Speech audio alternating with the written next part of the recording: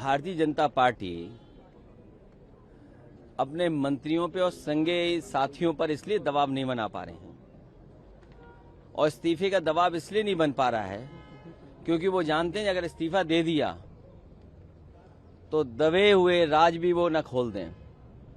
इसलिए भारतीय जनता पार्टी अपने किसी संगी साथी मंत्री पर दबाव नहीं बना पा रहे हैं और वही कारण है जिसकी वजह से इस्तीफा नहीं हो रहा है। इस्तीफा देने वाले कहीं दबे हुए राज न खोल दें, इसलिए किसी का इस्तीफा नहीं हो रहा है। और जो कल छात्रों के साथ, युवाओं के साथ हुआ है, कोई कल्पना नहीं कर सकता था कि आजादी के बाद इस तरह का व्यवहार किसी सरकार ने किया हो। सर पर चोट है, आंसू गैस के गोले चले, लोगों के सर पे टांके आए हैं, पैरों की हड्डी टूटी है, हाथ की हड्डी टूटी है या टांके आए हैं।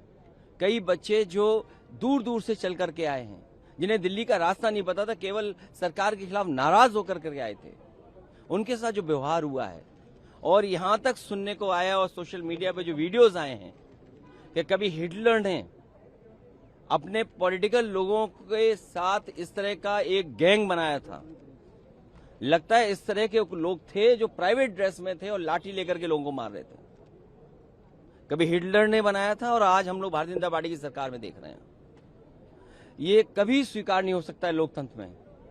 हम लोगों ने उस दिन भी विरोध किया, आज भी विरोध कर रहे हैं और ऐसी सरकार को हटाने के लिए लगातार हम लोग लड़ते रहेंगे।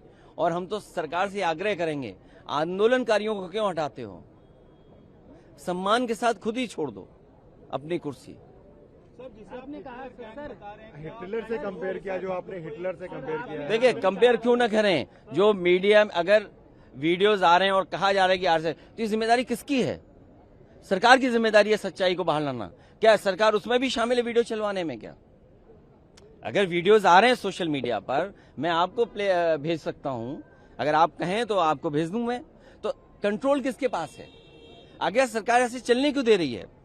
अगर सरकार की बदनामी हो रही है और सरकार की लाठी से ही छात्रों का, नौजवानों का, युवाओं का सर फूट रहा है, आंसू गैस गोले चल रहे हैं, आप करंट लगा रहे हो, किसने नहीं देखा, किसको नहीं समझा? और दुर्भाग्य देखिए क्या है कि कई मीडिया के लोगों को वहां खड़ा होने पर भी उनको भी विरोध का सामना करना पड़ रहा है। इसलिए कम से कम आप लोग भी तो क्रेडिबिलिटी थोड़ा बचाओ। और जो डॉक्टर्स, जो वीडियो मैंने भी पोस्ट किया है, डॉक्टर्स क्या बता रहे हैं कि सर खुले हुए आए लोगों के, बच्चों के। क्या इसीलिए सरकार बनी थी? इसलिए इनका नारा था सबका साथ सबका विकास। यही सबका साथ है और यही युवाओं के लिए संदेश है और यही विकसित भारत है, यही अमृत काल है। क्या यही विश्वगुरु बनने का रास्ता है? क्या आप छात्रों पर लाठी मारेंगे, आप नौकरी नहीं देंगे? और अगर नीट में हेरा फेरी हुई है, नीट का पेपर लीक हुआ है, तो किसकी जिम्मेदारी थी? ये सरकार की जिम्मेदारी थी और सरकार ने स्वीकार किया, इसीलिए तो नीट एग्जाम दोबारा किया। और ये केवल दिल्ली में नहीं हो रहा है, देश में जहां जहां भारतीय जनता पार्टी की सरकार है वहां पेपर लीक हो रहे हैं। और यूपी में तो 20 पेपर लीक हुए हैं, एक के बाद एक, और लगातार पेपर लीक हुए हैं। इसकी जिम्मेदारी किसकी है? इसलिए भारतीय जनता पार्टी अपने संगी साथी मंत्रियों पर कोई दबाव नहीं बना पा रही है, क्योंकि वो जानती है कि जिस समय उन पर दबाव बनाकर इस्तीफा लेंगे तो दबे खुचे राज भी वो मंत्री लोग खोल देंगे।